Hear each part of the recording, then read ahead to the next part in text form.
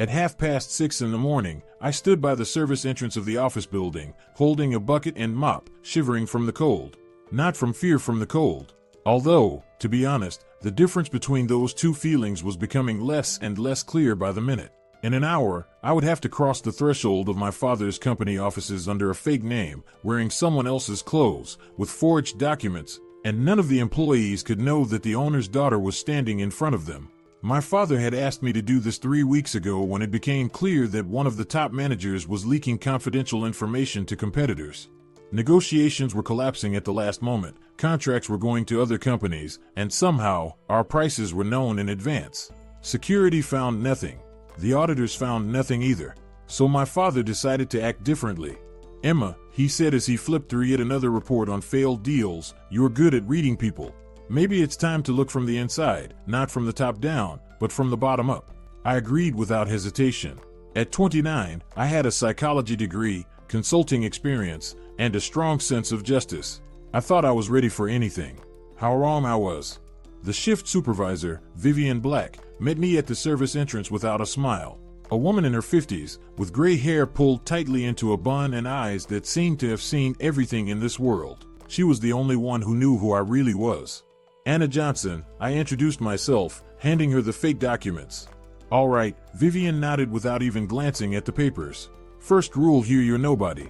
Second, do as you're told. Third, keep your mouth shut. Got it?" I nodded, though my throat was dry. "You start with the bathrooms on the 3rd floor, then the smoking room, then the hallways. Everything should be spotless by lunch." By 9 in the morning, I was already standing in the staff bathroom with rubber gloves on, holding a bottle of disinfectant. Voices buzzed beyond the wall. People were arriving at work, turning on their computers, discussing their plans for the day, while I was scrubbing toilets. The first blow came at 10. I was mopping the floor in the smoking room when 3 men in suits walked in. One of them, a logistics manager as I gathered from their conversation, looked at me and said loudly, "Is that a mop in her hands or her brains dripping out?" The others burst out laughing. I kept mopping the floor, pretending I hadn't heard. Inside, everything twisted into a tight knot, but I forced myself to breathe steadily. "This is just the beginning," I told myself. "Hang in there." But they weren't planning to stop. They intentionally flicked ash onto the freshly cleaned floor, stomped their dirty shoes on the wet spots. One of them even dumped the contents of the ashtray right onto the ground. "Oh, sorry," he said with a mocking smile. "Looks like you've got work to do now." Silently, I picked up the mop and started cleaning again. At that moment, I realized my 3-week observation plan might turn out to be far more difficult than I had imagined. After lunch, things didn't get any better. They kept making me clean the same places over and over, claiming it wasn't clean enough. One of the security guards, walking by, muttered quietly, "Princess playing Cinderella. Wonder how long she'll last." I froze. Had they already figured me out? But the guard walked on without looking back at me. Maybe it was just a random comment. Maybe. By the end of the day, my legs, back, and arms were aching. I was used to office work, air conditioning, and comfortable chairs. Here, every minute was a struggle, and that was just the physical part. Mentally, it was even harder, the feeling of complete invisibility, the contempt in every glance. In the locker room, the final surprise of the day awaited me. My jacket was lying on the floor, covered in something sticky and foul-smelling. On the locker door, someone had written in marker, "You're not here for long, and you're no hero." I stood there staring at those words, feeling a wave of anger rise inside me. Not fear, anger. Whoever wrote that was wrong. I wasn't going to give up. On the contrary, now I had even more motivation. Pulling out my phone, I opened my notes and started typing. Names, times, suspicious phrases. Logistics manager check his schedule. Security guard check shifts. The person who ruined my jacket find out who it was. My plan was only just beginning. On the second day, I realized there was an entire world of people in the office who were simply invisible. They existed, they worked, but to most employees, they were as unnoticed as air or electricity needed, but unseen. Robert King, the tech assistant, was everywhere something broke. A skinny guy in his 30s with perpetually dirty hands and observant eyes. He fixed printers, changed cartridges, dusted off servers, and saw and heard absolutely everything, because to the office staff, he was part of the furniture. "New here?" he asked me during a break as I mopped the floor near the server room. "Yeah," I answered cautiously. "It's hard at first. You'll get used to it." His voice carried no pity, no sarcasm, just a simple statement. I liked that. Steve Adams, the security guard, sat at his post for 14 hours straight without proper breaks. A man in his mid-40s, with tired eyes and a habit of dozing off leaning against the wall. He saw who came in and out, who stayed late, who came in on weekends. Peter White, the courier, carried documents between floors. A quiet, laconic man around 50 who preferred listening to speaking. But every important paper passed through his hands, and he noticed when document flows were disrupted. And then there was Nina Gold, 22 years old, an assistant to 6 managers at once. She darted between offices, juggling orders and scoldings. By the end of the day, she looked like she'd been put through a meat grinder. By the end of the first week, I started noticing patterns. On Fridays, after 7 in the evening, when most employees had left for home, the same people walked the halls. Michael Green, the deputy director of logistics, David Harris from IT, and another man I couldn't yet identify. They weren't just working late, they were meeting. And these meetings happened regularly, every Friday at the same time. While cleaning the conference room after one of those late-night meetings, I found scraps of documents on the floor. Invoices with dates matching the information leaks my father had mentioned. Coincidence? Hardly. But while I was piecing this puzzle together, my situation in the office was becoming more and more unstable. It seemed like someone decided to test how tough I really was. On Tuesday, they made me scrub the sink in the director's office by hand, even though that wasn't part of my job at all. One of the employees even took a photo of me on his phone while I was kneeling there with cleaning supplies. For the corporate album, he chuckled. On Thursday, during an all-staff meeting, the head of facilities said loudly, "Some newbies should learn to tell the difference between a rag and a mop before they start thinking they can do a good job." You all know who I'm talking about, right? I stood by the wall, holding my bucket, feeling hundreds of eyes looking at me with curiosity and superiority. But the hardest moment was in the cafeteria. I was sitting at a table in the back, eating cheap soup from a plastic container, when one of the manager's assistants walked up to me. Young, polished, wearing a beautiful dress. "Oh, sorry," she said, and accidentally poured her soup all over my uniform. Everyone in the cafeteria laughed. No one offered to help. No one apologized. I just stood up silently and went to the bathroom to wash the soup off my clothes. And there, in the supply closet between the bathrooms, I cried for the first time since I started this job. Not from pain or exhaustion, but from humiliation, from realizing just how cruel this world I thought was civilized could be. But the tears didn't last long. I wiped my face, straightened my shoulders, and pulled out my phone. It was time to start mapping out connections and finding out exactly who in this office was breaking the rules. That evening, sitting on a bench in the building's basement, I flipped through my notes. Meeting schedules, strange coincidences, suspicious phrases, everything I needed for my report to my father was starting to come together. "Everything I need is right here," I whispered, looking at the filled pages. "Now I just have to gather the proof." In the second week, I realized there was no place in that building where you could talk quietly. Sounds carried through ventilation shafts, hallways, and thin partitions. And when you're invisible with a mop and bucket, people forget to watch what they say. Peter White, the courier, was the first to really talk to me. It happened on Thursday, when I was mopping the floor near the copier. He was standing next to it, waiting for his documents to print, and suddenly said quietly, "Sometimes you find weird stuff in those folders. USB drives, for example, tiny ones." I didn't look up, kept mopping, but my heart started pounding faster. "That never used to happen," he continued. "Now every Friday, someone leaves something in the documents and picks it up on Monday.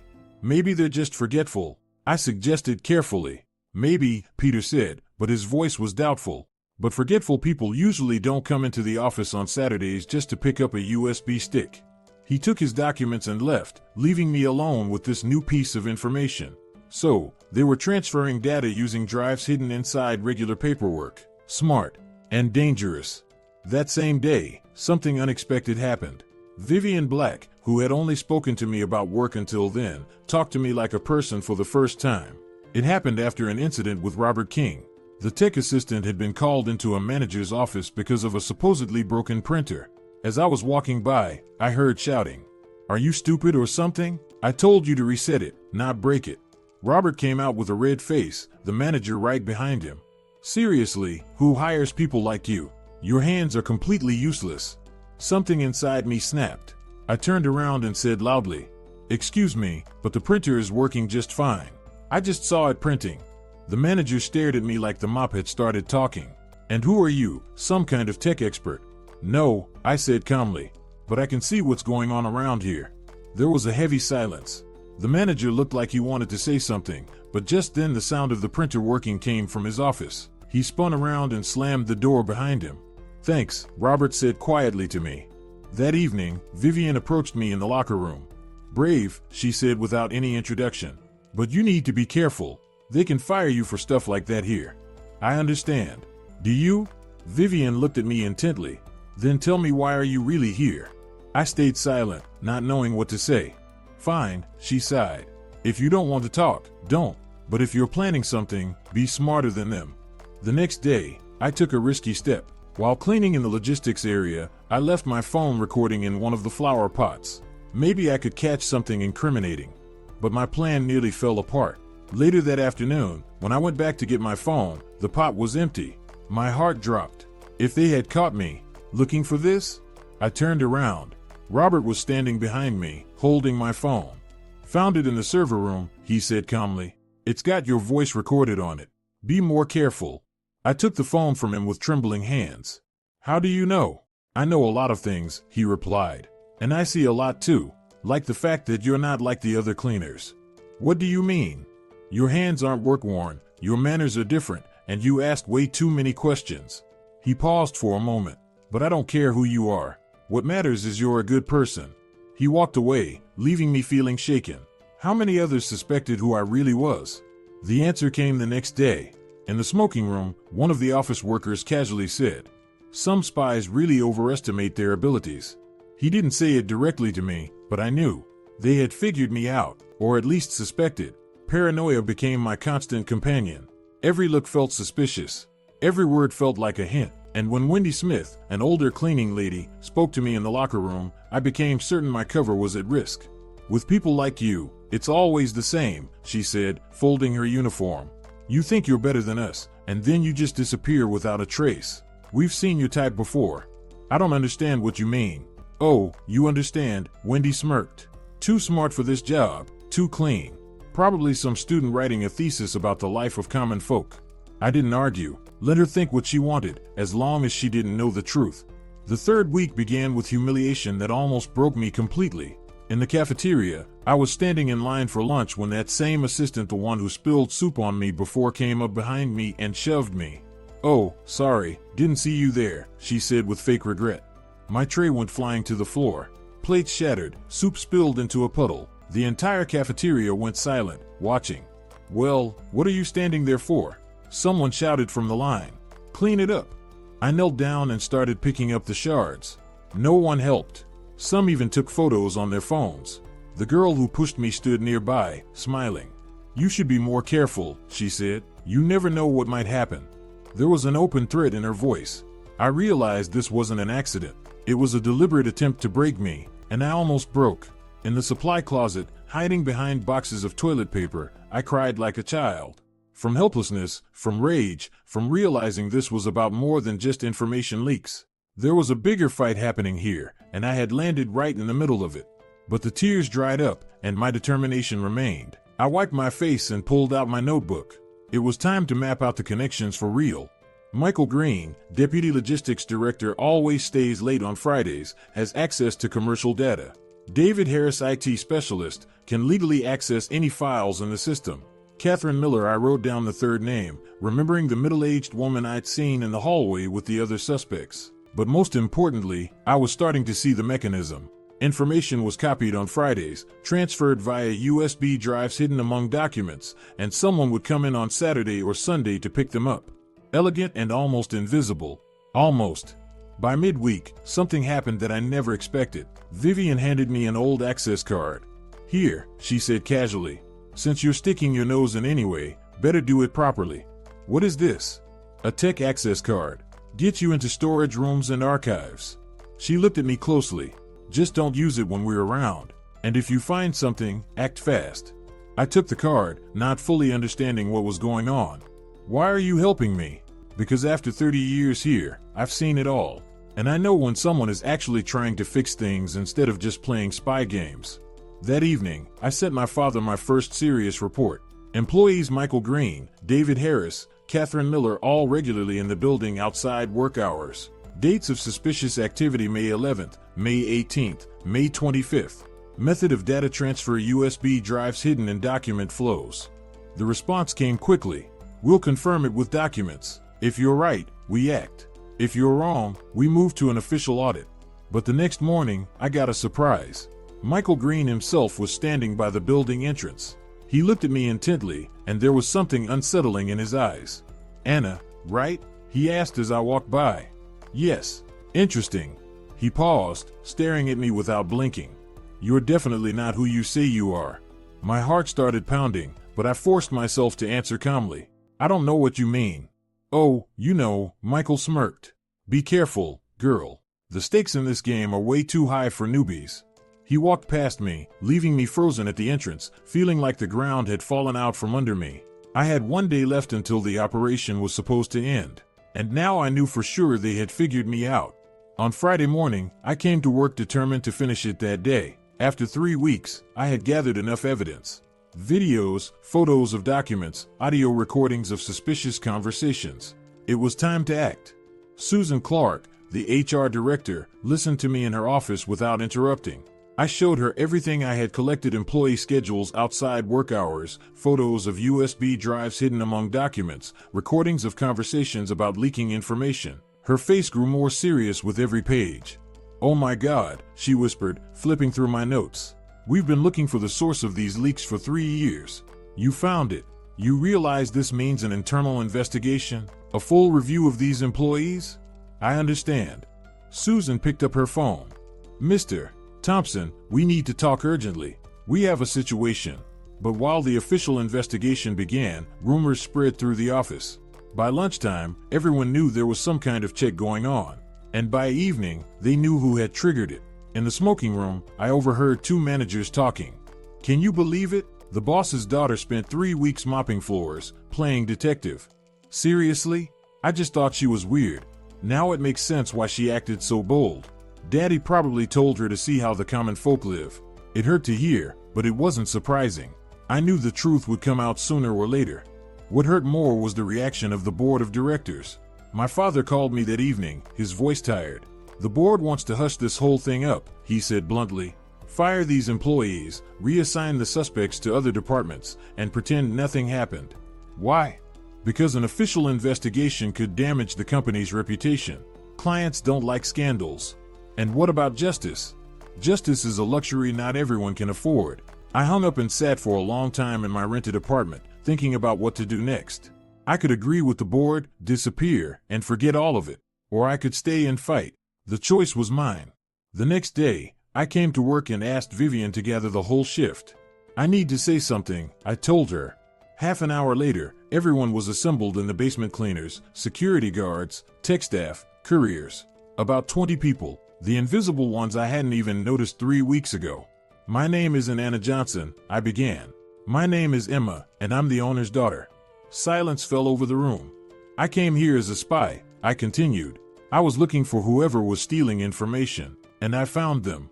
But over these 3 weeks, I realized something else. While some people here play their dirty games, others are just working hard. And those people deserve better. Wendy scoffed. Pretty words. And then what? You'll just disappear like everyone else? No, I said firmly. I'm staying until the end of my shift. And I'm going to fight to make things change around here. Vivian was the first to speak after a long silence. Emma, she said my real name slowly, tasting it. Funny feeling. 3 weeks ago you were nobody. And now? Now we need you more than they do upstairs. The board's decision surprised even me. Instead of sweeping the scandal under the rug, they chose to make it public. Maybe my speech to the staff made a difference. Maybe my father decided to do the right thing after all. A temporary rotation program was announced. Every top manager had to spend 1 workday as part of the technical staff. Officially, it was to improve corporate culture and help them understand all aspects of the company's work. On Monday morning, I stood by the service entrance, watching as directors and deputy directors received uniforms and instructions from Vivian. Their faces said it all. Michael Green, the deputy logistics director who had threatened me 3 days earlier, was now standing there with a bucket and mop, not even knowing where to start. Emma, Vivian called out to me. You'll be the coordinator today. Show them how it's done." The company's CEO, a man in his 50s who usually didn't show up before 10 in the morning, was assigned to clean the bathrooms on every floor. His face was as pale as chalk. "Excuse me, how do I do this?" he asked me nervously. "It's very simple," I said, handing him a pair of rubber gloves. "Take the cleaner, apply it, let it sit, rinse it off, and scrub the toilet especially well." Within an hour, news had spread through the office. Some people were laughing, others were in shock. One of the deputy development directors found an expensive watch worth $12,000 in the bathroom. Apparently, someone had dropped it during their morning routine. "Can you show me how to clean this properly?" another manager asked, pointing at a smudge on the mirror. "Wipe it in circular motions, no streaks." Vivian walked by and chuckled. "Now we're finally talking as equals." By the end of the day, the atmosphere in the office had completely changed. Some managers spoke to the cleaning staff like human beings for the first time in years. Others demanded this circus be stopped immediately. But the most important thing happened that evening. The official investigation confirmed everything I had uncovered. 3 employees were fired and faced criminal charges. The scheme was even bigger than I had imagined. They'd been leaking information for 2 years. "Excellent work," my father said to me in his office. "Maybe you'd like to take an official position in the company?" "No," I replied. "I have other plans." As I was leaving the building, I saw a new cleaner at the entrance. A young girl with scared eyes and trembling hands. "First day?" I asked. "Yes," she whispered. "I'm really nervous." "Don't be," I smiled at her. "There are good people here. They'll support you." She looked at me in surprise but nodded. Walking through the city that evening, I thought about everything that had changed in those 3 weeks. I came to find out who was selling the company's secrets. But I learned something far more important. Never lose sight of the people who keep a place alive and real. Dirt can be cleaned away. Indifference cannot. And the most important job in the world is to always keep seeing the human being in every person you meet.